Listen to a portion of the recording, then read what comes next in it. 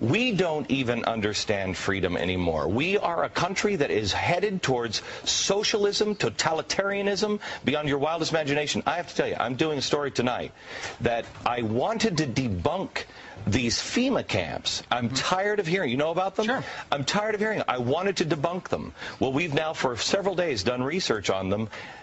I can't debunk them.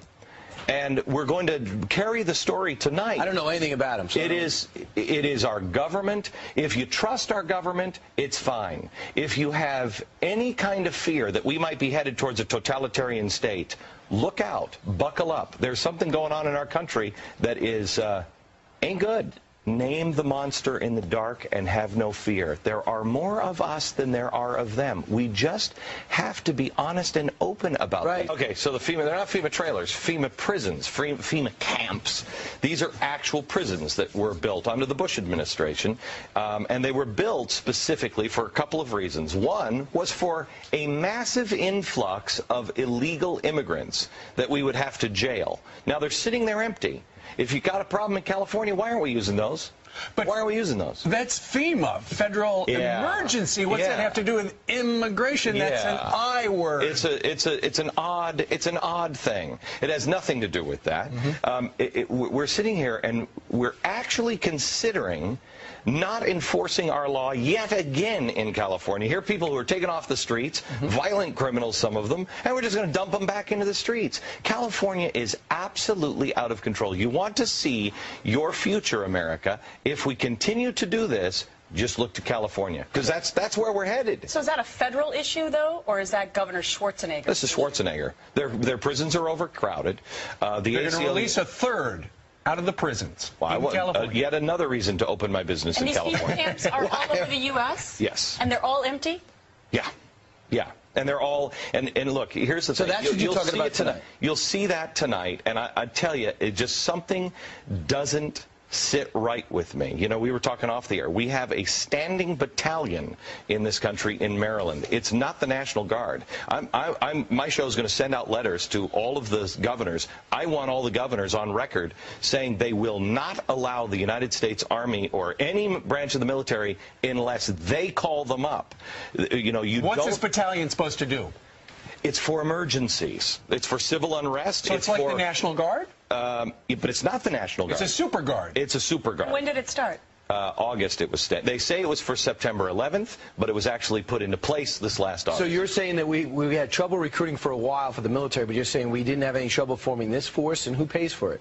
The United States government. You do. Your tax dollars are going to pay for it. I know it's against the Constitution. All right. Yesterday you said you're in favor of marijuana being legalized. You have 10 seconds to defend it. Only for this reason. Let's have the real debate. They're talking about a budget crisis in there. We've got Mexico burning down. We either enforce our laws and put people who smoke pot behind bars, or we legalize it to relieve the pressure down on the border and to relieve the pressure so we don't have a constitutional crisis. Obama says it's a federal law against it, but if California, if you want it, great, you pass it, and I won't enforce the law. I told you that I was going to tell you about the FEMA camps, or the FEMA prisons today.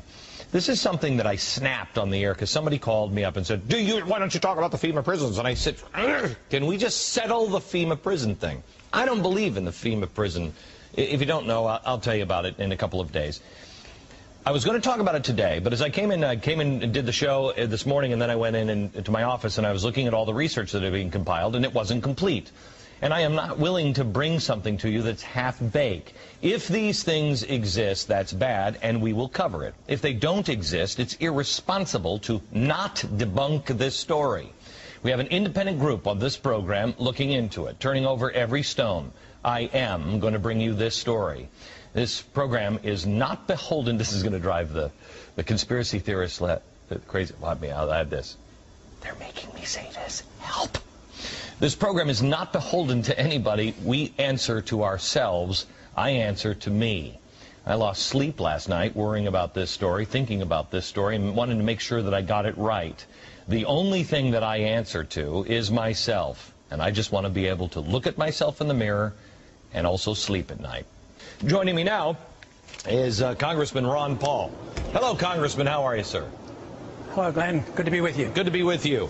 First of all, on the FEMA prison thing, I know we've been in contact with your office, and we would appreciate any help that you have. I want to make sure we're turning over every stone on anything, because there's a lot of crazy stuff that is being said about these things, and I appreciate you talking to us, and we'll be in touch with you again, because I want to make sure that we have everything that you might be concerned with as well. Will you help us on that, sir? I don't think all the answers are in. You're concerned that there might be setting up these camps that verge on concentration camps. There's no evidence that I can find that they're actually set up. But I think there's a justified concern, not just because of the legislation that has been proposed, because that piece of legislation doesn't have a lot of co-sponsors. It's not on the verge of being passed. But the atmosphere in Washington is what we have to be concerned about. Yes. You know, since 9/11, dealing with the Patriot Act and repealing the Posse Comitatus and the Insurrection Act, these are trends that are very, very bad, where personal liberties and civil liberties are not well protected. And FEMA is already very, very powerful, and they overrule when they go in on emergencies. So in some ways, they can accomplish what you might be thinking about setting up camps. And they don't necessarily have to have legislation, you know, to do the things that we dread. But it's something that's certainly deserves a lot of attention. Right. And I want to make it very clear. I'm not fearing these things are happening. I want to set the record straight, because we've got to know what we can believe in. Let me introduce something here, James, that I called you, what, three, 4 weeks ago, and asked you to help on a project. And that is, I really truly believe, America, we have a real problem in this country. We don't know what the truth is anymore. We don't have anybody we can trust. And there's a lot of stuff, and I've told you before, and I've told you for a long time on the internet, please don't pass these things around on the internet unless you know they're true. And I think it is important for us to debunk those things or verify those things that are out there, because we're separating on the truth now. So I asked James from Popular Mechanics to do an investigation on several projects. The first one is the FEMA camp. Yes, and so we put a reporter on this, and what's so interesting here, we're waiting to really do a definitive deep dig on this. We don't like to just come out and say, oh, we've debunked it, you know, after we've looked at it for 2 days. But it looks from our early reporting like a classic conspiracy theory, little grains of truth, but all adding up to something that really isn't true. Okay, when do we have this ready? Next week from Monday? Yeah. A week from Monday. This is one of those things that they are so specific on the internet. And this is why I was going to do an expose on this, and I thought that we had some of the things from the internet, and we weren't ready to go on with them.